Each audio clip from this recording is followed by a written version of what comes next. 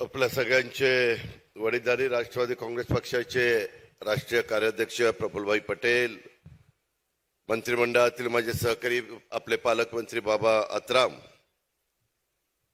विधिमंडळातील माझे सहकारी मनोहर चंद्रिका पुरे, सौभाग्यवती मंजुषाताई चंद्रिका पुरे, राजू कारेमोरे, राजेंद्र जैन, नरेश माहेश्वरी, गंगाधर परशुरामकर, नाना पंचबुद्धे, प्रेम रहांगडाले, मधुकरराव कुकडे, धनंजय दलाल, केतन तुरकर, राजलक्ष्मी तुरकर, सुनील फुंडे, तेजराम मडावी, नितीन भांडारकर, मंजुषाताई बारसागडे, प्रशांत पवार, श्रीकांत शिंदे, अनिल अहिरकर, बाबा गुजर, पूजा शेठ, यशवंत गणवीर, यशवंत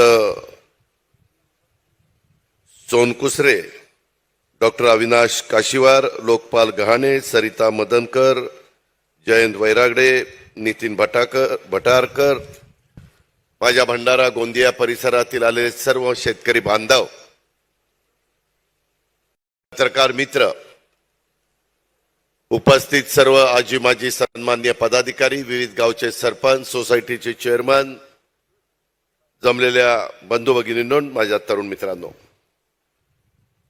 मित्रांनो, 1 तारखेला आपले आमदार मनोहर चंद्रिका पुरे यांचा वाढदिवस होता, परंतु आमचं अधिवेशन सुरू झालं 26 तारखेला आणि मला अर्थसंकल्प सादर करायचा होता, अंतरिम अर्थसंकल्प. माझा पुढचा अर्थसंकल्प मी जून महिन्यामध्ये आपल्या राज्याचा सादर करणार आहे. 10 जूनला आपण पुन्हा अधिवेशन घेतलेलं आहे, परंतु एप्रिल, मे, जून, जुलै 3-4 महिन्याचे तरी बाकीच्या सगळ्या गोष्टी मंजुरी करणं गरजेचं होतं. लवकरच आचारसंहिता लागेल लोकसभेची आणि त्यामुळे अधिवेशन घेणं पण गरजेचं होतं. साहजिकच 26, 27, 28, 29चा महिना होता. 1 तारखेपर्यंत अधिवेशन चाललं आणि चंद्रिका पुरेंनी मला सांगितलेलं होतं की दादा तुम्ही, सुनील तटकरे, प्रफुल्ल पटेल साहेब असे सगळेजण या आणि त्या निमित्तानं आम्ही शेतकरी मेळावा घेऊ इच्छितो. वाढदिवस एक निमित्त होतं, काहीतरी कार्यक्रम घेण्याच्या करता एखादी संधी पाहिजे होती, ती वाढदिवसाच्या निमित्तानं उचलायची होती. पण मी त्यांना सांगितलं की त्यावेळेस मला काही येता येणार नाही. नंतर प्रफुल्लभाई आणि माझी तारीख एकत्रपणे बघून मी पहिल्या आठवड्यामध्ये येण्याचा प्रयत्न करतो आणि त्याच्यामुळं आज आपल्याला सगळ्यांना भेटायला मी आलेलो आहे. मी आपल्या सर्वांचं मनापासून सुरुवातीला स्वागत करतो. सध्या देशामध्ये सगळीकडं लोकसभेच्या निवडणुकीचं वारं चालू आहे. तिसऱ्यांदा देशाचा पंतप्रधान नरेंद्र मोदी साहेबांना करायचं असं जवळपास देशातल्या 65% जनतेने ठरवलेलं आहे. आपण आता एनडीए मधले घटक झालेलो आहे. राष्ट्रवादी काँग्रेस पक्षाची स्थापना 10 जून 1999 ला झाली. तेव्हापासून आजपर्यंत अनेक चढ उतार आपण सगळ्यांनी बघितले, अनेक निवडणुका देखील बघितल्या. बराच काळ आपण सरकारमध्ये राहिलो, केंद्रामध्ये देखील सरकारमध्ये राहिलो, राज्यामध्ये तर जास्त काळ राहिलो. परंतु राज्यात मध्ये काही राजकीय स्थित्यंतर घडली आणि एकनाथराव शिंदेंनी काही वेगळी भूमिका घेतली आणि मागचं महाविकास आघाडीचं सरकार गेलं. मला आपले सगळे आमदार बाबा आत्राम असतील, चंद्रिका पुरे असतील, कारेमोरे असतील, आपले नाईक असतील, इंद्रनील, डॉक्टर शिंगणे असतील, हे सगळे सहकारी सांगत होते की दादा कुठंतरी सरकारमध्ये आपण गेलं पाहिजे, कामं झाली पाहिजे. त्याच्यामध्ये लोकांनी आम्हाला 5 वर्षाच्या करता निवडून दिलेलं आहे आणि जर 5 वर्षामध्ये आम्ही लोकांना सांगायला लागलो, पहिली तर 2 वर्ष आमची करोनामध्ये गेली, त्याची जबरदस्त किंमत जगाने मोजली, देशाने मोजली, राज्यांनी मोजली, माझ्या भंडारा गोंदियानी पण मोजली. तुम्हालाही माहिती, आपल्या जीवाभावाचे कितीतरी सहकारी आपल्याला सोडून गेले. जगात कधी असा प्रकारचा रोग आलेला नव्हता, आजार आला नव्हता, पण तो आला आणि त्याचे खूप मोठे परिणाम आपण सगळ्यांनी पाहिले. त्यावेळेस कसं राज्य चालवलं ते माझं मला माहिती आहे. उत्पन्न काही नव्हती, कारखानदारी बंद होती, टॅक्सच येत नव्हता. पगार तर करायला पाहिजे अधिकाऱ्यांचे कर्मचाऱ्यांचे, राज्य तर चालवलं पाहिजे. आणि त्याच्यातून आम्ही तो गाडा कसा का होईना बाहेर काढला. त्याच्यानंतर काही भूमिका बदलली गेली. आम्ही सगळ्यांनी ठरवलं की बहुजनांच्या भल्याकरता युगपुरुष छत्रपती शिवाजी महाराज आणि शाहू फुले आंबेडकरांच्या विचारांनीच आपण पुढे जायचं. आपण आपली विचारधारा सोडायची नाही, पण लोकांची कामं करण्याकरता समाजातला शेवटचा जो माणूस आहे त्याला देखील लाभ झाला पाहिजे. आमच्या आया बहिणींना मान सन्मान प्रतिष्ठा प्राप्त झाली पाहिजे, तिला वेगवेगळ्या योजनांचा फायदा झाला पाहिजे. आता काही निवेदन आलीत, वेगवेगळ्या लोकांना घरकुलं मिळाली पाहिजेत, त्यांना चांगल्या प्रकारे त्यांची शेतीवाडी करता आली पाहिजे, त्यांच्या पिकाला चांगला भाव मिळाला पाहिजे. मग धानाचं पीक असेल, सोयाबीनचं पीक असेल, कापसाचं पीक असेल, संत्र्याचं पीक असेल, जे काही त्या ठिकाणी त्याचं उत्पन्नाचं साधन असेल त्यालाही 2 पैसे मिळाले पाहिजे. आणि म्हणून मागाशी बऱ्याच जणांनी त्याचा उल्लेख केला, प्रफुल्लबाईंनी केला, चंद्रकापूर यांनी केला. मागं आपण क्विंटलला पैसे द्यायचो धानाला, परंतु त्याचा फायदा व्यापाऱ्यांना जास्त व्हायचा, माझ्या कष्टकऱ्यांना कमी व्हायचा. जो पिकवतो तो त्या ठिकाणी वंचित राहायचा.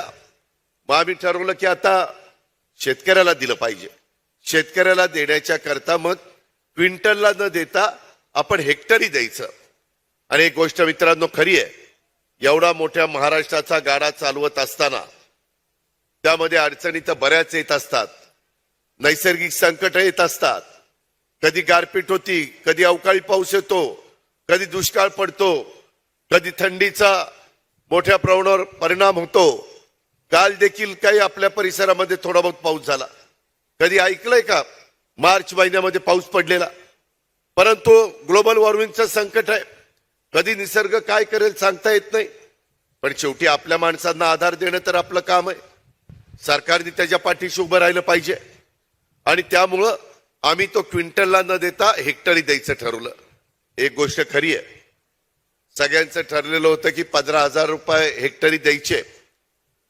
प्रफुल्ल पटेल साहेबांच्या नेतृत्वाखाली कारेबोरे साहेब, चंद्रकापुरे साहेब, बाकीचे सगळे गडचिरोली, चंद्रपूर, भंडारा, गोंदिया जिथं माझ्या धानाचं उत्पन्न जास्त आहे तिथलं शिष्टमंडळ आलं, कार्यकर्ते आले आणि त्यांनी सांगितलं नाही बाबा तुम्ही 20,000च दिले पाहिजेत. 20,000 रुपये द्यायचे म्हणले तर आकडा वाढत होता, पैसे जास्त लागत होते. परंतु हाही आमचा तसं बघितलं तर एक गरीब शेतकरी आहे, त्याला मदत होण्याच्या करता आम्ही तिथं निर्णय प्रफुल्ल पटेल साहेबांनी तुमच्या सगळ्यांच्या आग्रहाखातर घेतला. 15,000 ते 20,000 रुपये हेक्टरी आपण द्यायचे आणि तशा पद्धतीनं निर्णय झाला.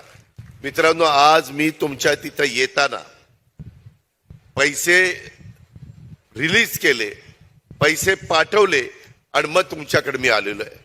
काल 1,500 कोटी रुपये 1,500 कोटी रुपयाच्या फाईलवर मी सही केली. मी कलेक्टरला पण आल्यावर विचारलं, कलेक्टर म्हणले की दादा मी बघून सांगतो. मी ताबडतोब माझ्या ओपी गुप्ता म्हणून फायनान्स सेक्रेटरी त्यांना फोन केला. ते म्हणले दादा काल रात्री पैसे सोडलेले आहेत आणि त्या ठिकाणी आज मिळतील. मिळाल्यानंतर जिल्हाधिकाऱ्यांना आणि संबंधित अधिकाऱ्यांना माझ्या सूचना आहेत, हे पैसे डायरेक्ट त्या शेतकऱ्याच्या अकाउंटला गेले पाहिजे, डीबीटीला गेले पाहिजे. बऱ्याचदा पैसा आम्ही शेतकऱ्याला देतो, शेतकरी राहतो बाजूला आणि मधलाच कोणतरी मलाई खाऊन जातो. तसलं चालणार नाही. आता इथं सुनीलजी आहेत, तुमच्या भागामध्ये दुधाचाही व्यवसाय आहे. दुधाच्या व्यवसायाच्या करता गाईंच्या दुधाचे भाव कमी झाले. मध्ये 35 रुपये, 34 रुपये, 33 रुपये आणि एकदम पुन्हा 27ला आले. आम्ही 5 रुपये लिटरला जे माझ्या महाराष्ट्रातला शेतकरी गाईचं दूध काढेल आणि डेअरीला घालेल त्याच्या 5 रुपये लिटरला 3-5-8-5 अशा पद्धतीनं त्याची क्वालिटी 3-5-8 पाहिजे. हे बघत आम्ही त्यांना 5 रुपये द्यायचं ठरवलं. परंतु त्याच्यात काही अधिकाऱ्यांनी एवढ्या बारीक बारीक बारीक बारीक त्याच्यात अडचणी निर्माण केल्या, इतके क्लिष्ट परिस्थिती केली की त्या शेतकऱ्याला लवकर मिळणारच नाही. आम्ही शेवटी काही अधिकाऱ्यांना तिथनं बाजूला केलं. आम्ही ठरवलं की बाबा आम्ही शेतकऱ्याला द्यायला जातोय, त्या बळीराजाला द्यायला जातोय, आणि मंत्रालयामध्ये बसणारे अधिकारी का असं करतायत? का शेतकऱ्यांची नाराजी घेतायत? बरं, शेतकरी काही अधिकाऱ्यावर नाराज होणार नाही, सरकारवर नाराज होईल, आमच्यावर नाराज होईल, आणि आम्ही पण शेतकऱ्यांचे प्रतिनिधी आहे. ते झाल्यानंतर एकनाथराव शिंदे साहेबांनी, देवेंद्रजींनी, आम्ही लक्ष घातलं. काही अधिकारी जे फारच नियमावर बोट ठेवून चाललेले होते, नियमावर बोट ठेवावं, पण त्या कष्टकऱ्याला, त्या दूध उत्पादक शेतकऱ्याला त्रास होणार नाही, त्याला त्यांनी घातलेल्या दुधाचे पैसे डीबीटीच्या त्याच्या अकाउंटला मिळाले बँकेत तरी चालेल, पण कुठेतरी व्यवहारिक दृष्टिकोन तर ठेवला पाहिजे ना, का अडचणीच निर्माण करायच्या? आणि त्या पद्धतीनं मित्रांनो, तेही पैसे जे जे दूध उत्पादक शेतकरी आहेत त्यांना मिळायला सुरुवात होईल. अजून एक गोष्ट, तुमच्या इथं नांदेड गोंदिया जिल्हा बँक आहे, भंडारा जिल्हा मध्यवर्ती सहकारी बँक आहे, दोन्ही चेअरमन इथं आहेत. त्याच्यामध्ये मागे आम्हाला ज्यावेळेस लक्षात आलं की माझ्या शेतकऱ्याला सावकाराच्या दारामध्ये वेगवेगळ्या अडीअडचणीच्या करता जावं लागतं, आणि सावकार अशी का त्याची पिळवणूक करतो की तो शेतकरी हतबल होतो, कधी कधी तो स्वतःचा जीव द्यायला मागं पुढे बघत नाही, आत्महत्या करायला तो त्या ठिकाणी प्रवृत्त होतो, आणि मग त्याला तर न्याय मिळाला पाहिजे, त्याला तर सावकाराच्या दारामध्ये जायची गरज भासू नये. या बँका काही मोठ्या लोकांच्या करता फक्त काढलेल्या नाहीयेत, गोरगरिबाचं पण आर्थिक उत्पन्न वाढावं, ज्याची पत नाही त्याची पत निर्माण व्हावी, तो स्वतःच्या पायावर उभं राहावा, त्यानं काहीतरी छोटा मोठा व्यवसाय करावा, याकरता बँका काढलेल्या आहेत. आणि त्याच्यातून माझ्या जर शेतकऱ्याला आपण 0% व्याजाने पीक कर्ज देऊ शकलो तर तो सावकाराच्या दारात जाणार नाही, त्याला पाहिजे तशा पद्धतीने तो बियाणं घेईल, त्याला पाहिजे तशा पद्धतीनं खतं घेईल, त्याला पाहिजे ती औषधं घेईल जी पिकांना मारायला लागतात ती, आणि त्या प्रकारे तो त्याचं उत्पन्न काढेल. 0% व्याज कधी पण महाराष्ट्राच्या इतिहासामध्ये असं घडलं नव्हतं. आता मला सुनीलजींनी आल्यानंतर सांगितलं, दादा त्याच्यात जरा अडचण आली. अडचण काय आली? त्यामध्ये ते 6% तुम्हाला आत्ता भरावे लागतायत, 3% तुमची व्याजाची रक्कम केंद्र सरकार देतं, 3% व्याजाची रक्कम महाराष्ट्राचं राज्य सरकार तुम्हाला देतं. परंतु आता केंद्राने सांगितलं की आम्ही दुसऱ्या कुणाच्या हातात पैसे देणार नाही, जो पीक कर्ज घेणारा शेतकरी आहे त्याच्या अकाउंटला डीबीटी आम्ही करणार. त्याच्यामुळं आता तिकडचे 3% आणि आमचे 3%, 6% तुमच्या स्वतःच्या डीबीटीच्या अकाउंटला येणार. तोपर्यंत मात्र ही अडचण निर्माण झालेली आहे, म्हणून काही काळाकरता, काही महिन्याकरता 6% तुम्हाला भरावे लागतायत, पण ताबडतोब नंतर ते तुमच्या अकाउंटला येतात, म्हणजे 0% व्याज त्याला बसतं. याच्यावर आम्ही थांबलो नाही, त्याच्याही पुढे गेलो. शेतकरी पीक कर्ज काढताना पीक विमा उतरवत नाही, आणि मग कधीतरी अशा प्रकारची शेती उद्ध्वस्त झाली, दुष्काळ किंवा गारपीट झाली किंवा अवकाळी पाऊस झाला, नैसर्गिक संकट आलं, तर मग त्याला मदत होत नाही. त्याला मदत करण्याच्या करता आम्ही ठरवलं की बाबा हजारो कोटी रुपये शेतकऱ्यांच्या वतीनं राज्य सरकारला भरावे लागले, पीक विमा कंपनीला तरी चालतील, केंद्र सरकारकडनं देखील आपण पैसे घेऊ, त्यांचेही पैसे त्याच्यात घालू, मात्र माझ्या महाराष्ट्रातल्या शेतकऱ्याला 1 रुपयामध्ये पीक कर्ज द्यायचा क्रांतिकारी निर्णय राज्य सरकारने घेतला.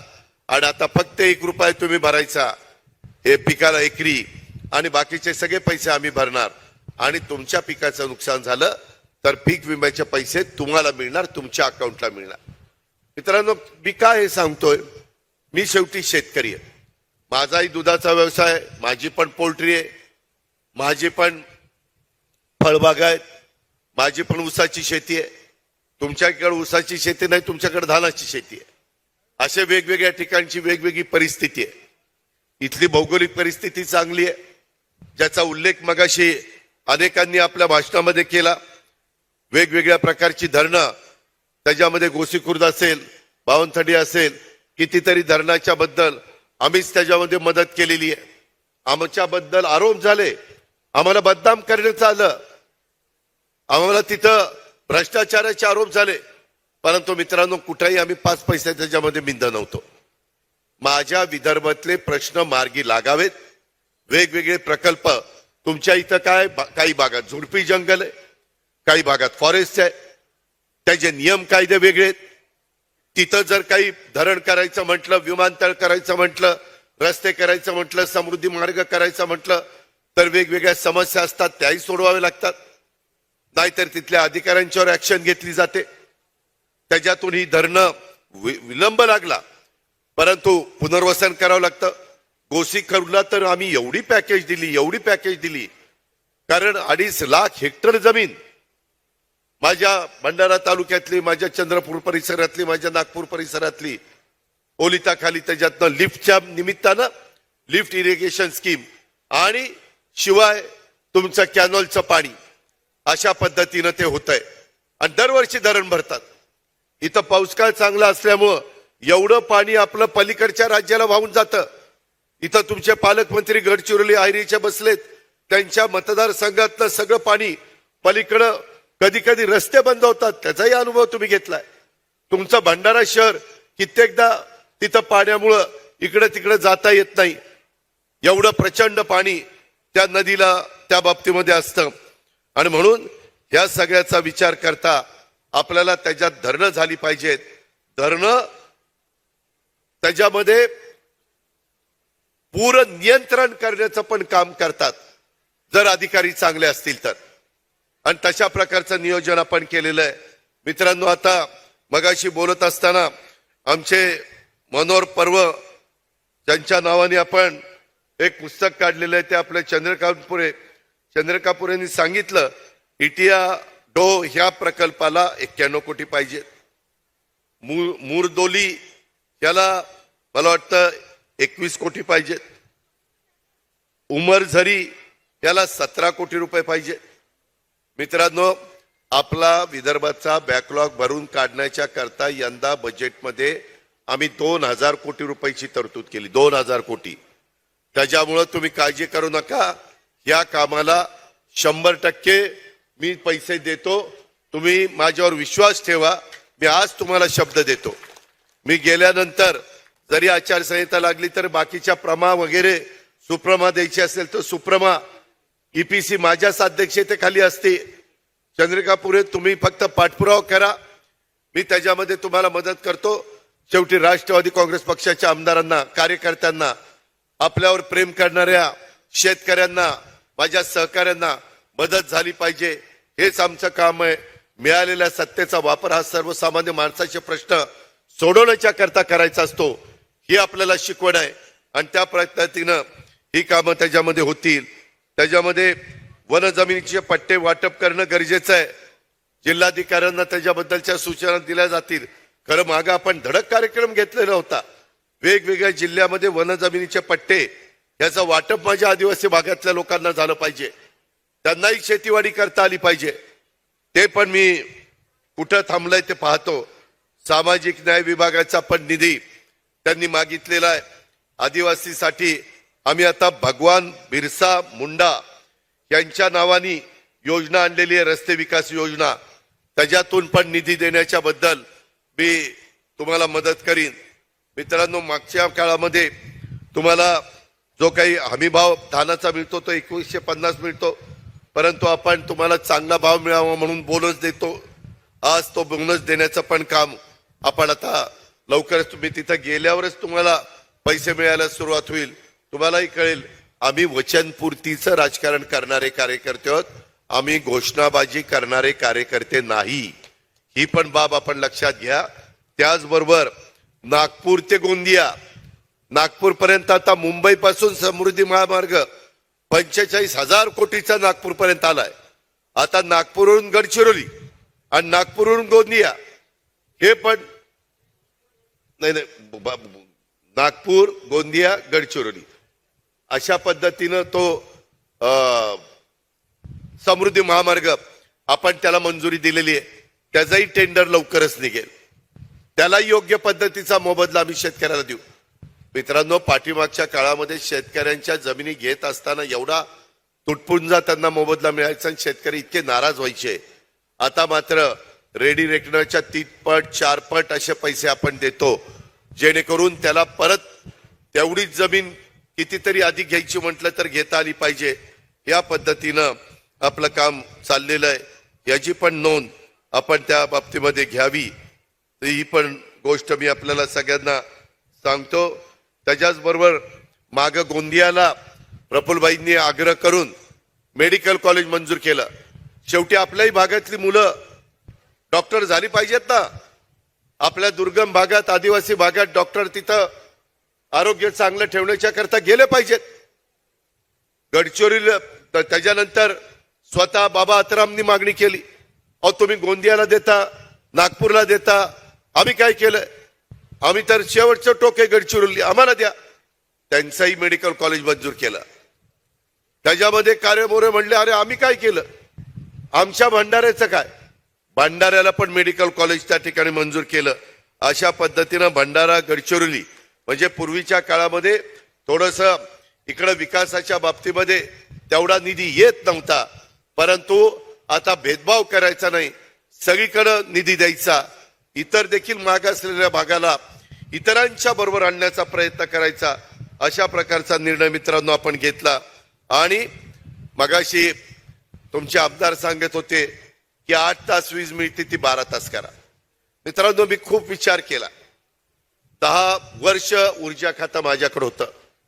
आम्ही त्या काळामध्ये तुम्हाला आठवत असेल 2012 मध्ये मी लोड शेडिंग मुक्त महाराष्ट्र करायचं ठरवलेलं होतं आणि आम्ही त्यावेळेस 2012ला लोड शेडिंग मुक्त महाराष्ट्र केला.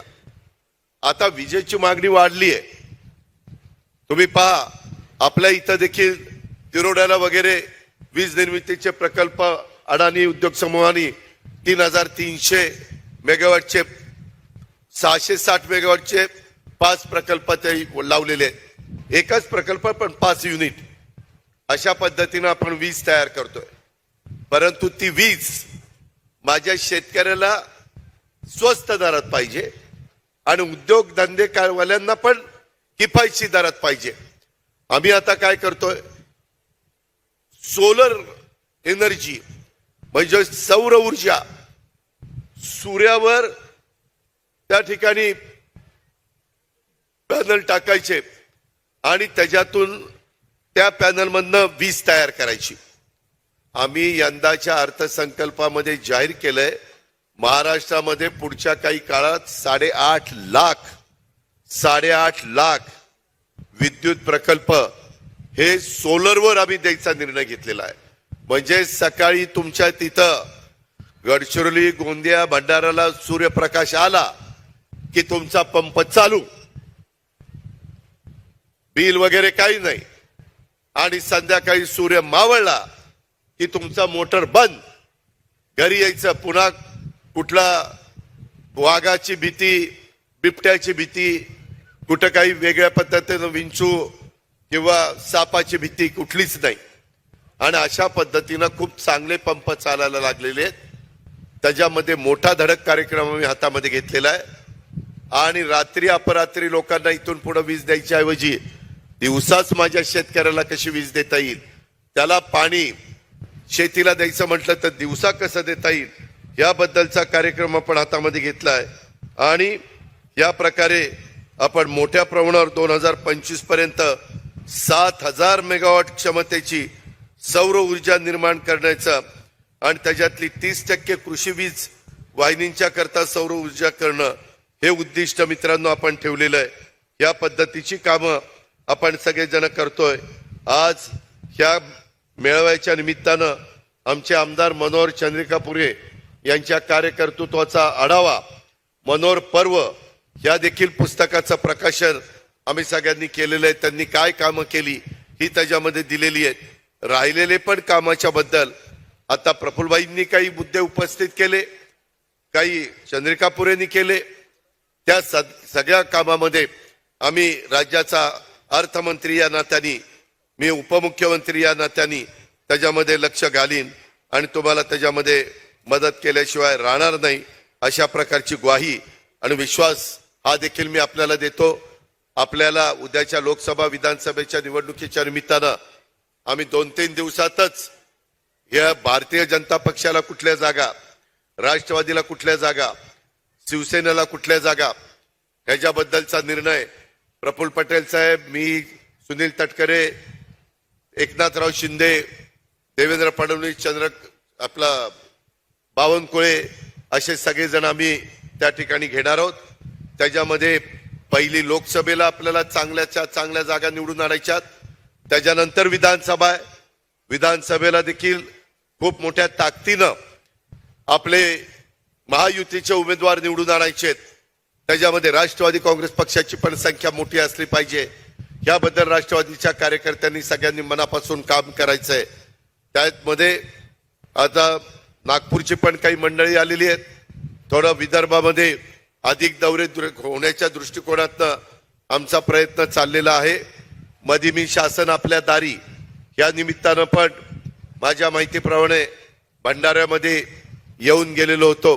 मी, मुख्यमंत्री, उपमुख्यमंत्री आणि इतर कामामध्ये प्रफुल्लभाई पटेल साहेब, कारेमोरे साहेब, चंद्रिका पुरे आणि इतर कार्यकर्ते भेटतच असतात आणि त्या पद्धतीनं कामाचा पाठपुरावा करत असतात.